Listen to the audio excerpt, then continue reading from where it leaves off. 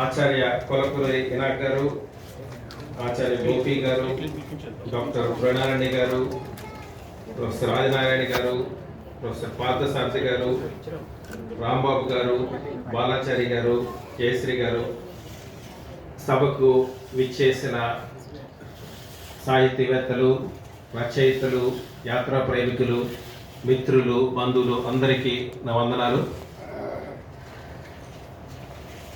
యూజువల్గా నేను last slot ఇవ్వమంటాను, ఎందుకంటే ఎక్కువ టైం ఉండదు కాబట్టి. అశ్విని కుమార్ గారు పంతం బట్టి మరి మీరు ముందు మాట్లాడాలి, చాలా విపులంగా మాట్లాడాలి అని అన్నారు. అయితే నేను కొన్ని విషయాలు ఇక్కడ మొదటిసారిగా ప్రస్తావించదలుచుకున్నాను. కొన్ని క్వశ్చన్లు అడుగుతారు, కొన్ని ఇస్తాడు, మీరు ఎట్లా చేయగలుగుతున్నారు, మీకు జాబ్ ఉంది కదా, మీకు ఫ్యామిలీ, ఇట్లాంటి రకరకాల క్వశ్చన్లు ఉంటాయి. అవి కొన్ని ఆన్సర్ చేద్దాం అనుకుంటున్నాను ఈ వేదిక ఆధారంగా. సో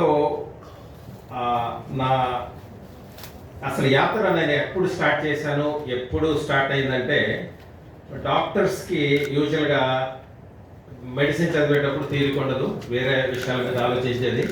తర్వాత స్పెషలైజేషన్ అంటారు, సూపర్ స్పెషలైజేషన్ అన్నీ అయ్యేసరికి నాకు